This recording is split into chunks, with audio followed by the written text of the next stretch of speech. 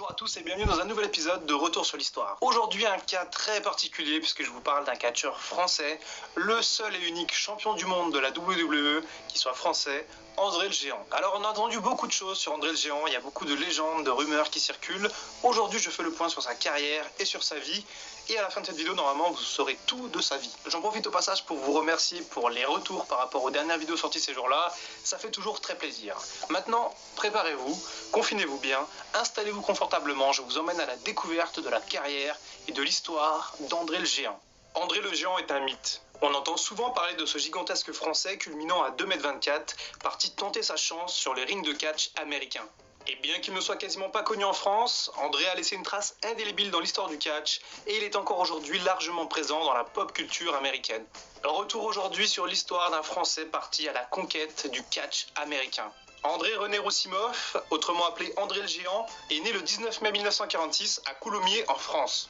Bien qu'il soit annoncé à la WWE comme venant de Grenoble, André est bel et bien né et a grandi en région parisienne. Et sa jeunesse, il la passe de manière plutôt normale. Enfin normale, à 12 ans, André avait déjà la taille d'un homme puisqu'il mesurait 1,80 m pour 90 kg. Le jeune homme est en fait atteint d'une maladie appelée l'acromégalie. Cette maladie, autrement appelée le gigantisme, pousse le corps à sécréter des quantités excessives d'hormones de croissance et provoque alors une croissance continue, surtout au niveau de la tête, des mains et des pieds. Et bien qu'il soit prédestiné au travail agricole, André déménage à Paris après ses études pour trouver sa voie. Il travaille à l'époque en tant que déménageur et il est rapidement repéré par un promoteur de lutte. Son gabarit lui permet d'envisager une carrière dans le catch et il démarre sa formation par la suite en 1966. Après s'être entraîné avec le catcheur Franck Valois, il commence sa carrière en France puis à l'étranger. Il se fait tour à tour appeler Jean Ferré et Monster Roussimoff, notamment quand il se rend au Japon.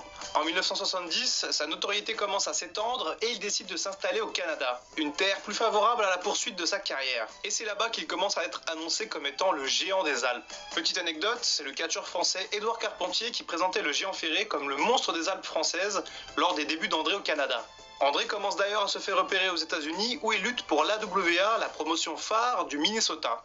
Puis c'est Vince McMahon Senior qui remarque le géant et le fait signer dans sa promotion la WWF. Et oui, il y avait bien 3 W à l'époque. André fait ses débuts en 73 dans la mythique salle du Madison Square Garden de New York. Ses débuts sont d'ailleurs assez remarqués et il devient rapidement une immense star. À l'époque, son style de catch est étonnant. André court, saute, exécute des sauts chassés et en plus d'être une véritable force de la nature, c'est également un athlète incroyable. Tellement qu'en juillet 75, l'équipe de football américain des Redskins de Washington lui propose un contrat pour devenir footballeur. Et l'un de ses plus célèbres matchs d'ailleurs durant cette période est celui contre le boxeur Chuck Wepner en 1976. Un match qu'il remporte et qui a par la suite inspiré le match entre Rocky Balboa et Hulk Hogan dans le film Rocky 3. Entre les années 70 et 80, André représente la superstar mondiale du catch. Et Vince McMahon Senior accepte qu'André soit libre de catcher un peu partout pour justement éviter la lassitude des fans.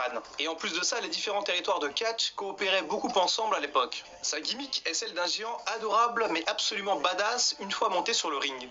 Mais dans les années 80, la maladie d'André le rattrape et il perd de plus en plus de mobilité. En effet, ses membres continuent de grandir ainsi que ses organes internes. Et son hygiène de vie ne l'aide pas vraiment. André mangeait énormément. Sa capacité à tout ingurgiter dépassait l'entendement. Il consommait également beaucoup d'alcool. Il pouvait boire jusqu'à plusieurs litres par jour sans toutefois sombrer dans l'ivresse. Ric Flair raconte notamment qu'ils ont entièrement vidé le stock de vodka d'un avion lors d'un voyage ensemble. André était un bon vivant et il n'allait pas à la salle de sport étant donné sa force déjà herculéenne. Et puis peut-être qu'André savait qu'il allait forcément mourir jeune à cause de sa maladie et que du coup il ne voulait pas se priver. D'ailleurs, petite anecdote, André était tellement fort qu'il avait lui-même soulevé la voiture de Kurt Hennig pour qu'il puisse changer sa roue crevée.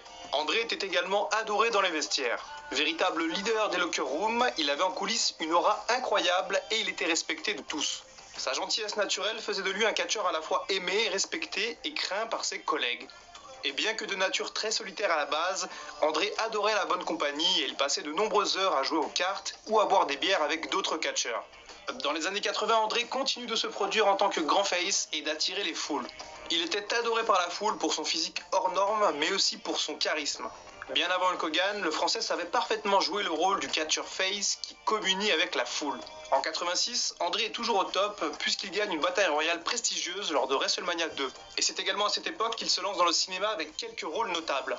Toujours est-il que Vince McMahon Jr., qui entre-temps a repris le flambeau, a désormais besoin d'un successeur pour être la nouvelle tête d'affiche de sa compagnie. En 1987, une histoire est alors construite entre André le Géant et la star montante Hulk Hogan. Le Français, qui est à ce moment-là toujours invaincu depuis plus de 15 ans, tourne heel et devient le plus grand vilain de la WWF. Il s'en prend notamment à son ami Hulk Hogan et, sous l'influence de son manager Bobby Heenan, défie le Hulkster pour WrestleMania 3. WrestleMania 3 est d'ailleurs un événement très important pour Vince McMahon Jr. qui ne doit absolument pas rater cet événement. André et Hulk Hogan écrivent l'histoire devant 93 000 personnes présentes au Pontiac Silverdome de Détroit. Hulk Hogan soulève André dans un enfourchement et terrasse le géant. Le tout devant une foule absolument hystérique. D'ailleurs, petite anecdote encore une fois, Hulk Hogan avait déjà soulevé André dans un body slam à la fin des années 70, à l'époque où le catch était beaucoup moins médiatisé. Et à l'époque, c'était Hulk Hogan le grand heel et André était le grand gentil de l'histoire. Et au Japon, c'est Stan Hansen qui avait soulevé et projeté le géant sur le ring. En tout cas, en 1987, Hulk Hogan est le nouveau héros et André vient de lui transmettre le flambeau. Le géant va rester encore quelques années à la WWE où il va continuer à lutter malgré des problèmes de santé de plus en plus visibles. La rivalité avec Hogan continue en 87 où les deux stars s'affrontent avec leurs équipes respectives lors des Survivor Series. Et début 88, André parvient à battre le champion Hulk Hogan, non sans avoir triché. Il devient alors le premier Français et le dernier en date à devenir champion de la WWE. Malheureusement pour ses fans, André vend son titre à Ted DiBiase quelques minutes après son sacre et n'aura donc pas la possibilité de le défendre. À WrestleMania 4, les deux monstres Hogan et André s'affrontent dans un tournoi qui doit définir le prochain champion. Le match s'arrête sur une double disqualification et les deux catcheurs sont éliminés du tournoi. Un choix assez décevant au final, mais qui a permis de mettre la lumière sur d'autres catcheurs. C'est également en 1988 qu'André va venir lutter à Paris pour la dernière fois dans la mythique salle de Bercy. Il est malheureusement à l'époque un heel vicieux et ne communie donc pas avec son peuple. Pire, il va jouer la crapule jusqu'au bout en refusant de combattre pendant 10 bonnes minutes. Un match qu'André va finalement gagner en trichant face au Junkyard Dog. En 89, et malgré une toute petite forme, André entre en rivalité contre Jake Roberts et son autre rival de toujours, Big John Studd. Les deux colosses s'étaient déjà affrontés à de nombreuses reprises auparavant. Et puis concernant Jake Roberts, l'histoire était qu'André était terrorisé par les serpents de son adversaire. Malheureusement, leur match de WrestleMania 5 a déçu beaucoup de fans et il est bien souvent considéré comme l'un des pires matchs de l'histoire de WrestleMania. Puis il va aider à mettre en avant un tout jeune Ultimate Warrior à la fin de la décennie. André le Géant, qui n'avait jamais été battu en plus de 15 ans, concède alors plusieurs défaites face à la nouvelle sensation. En 1990, il fait équipe avec Haku et effectue alors un face turn. Toutefois, il souhaite absolument lutter une dernière fois avant de quitter la WWE et son dernier match a lieu à Tokyo où il apparaît dans un événement commun entre la fédération de Vince McMahon, la All Japan et la New Japan Pro Wrestling. Il effectue ensuite quelques apparitions à la WWF en 91 et en 92 et il catche même lors de house shows non télévisés en 91. Mais c'est bel et bien au Japon, là où il est considéré comme étant un dieu vivant, que le géant effectue ses dernières apparitions sur le ring.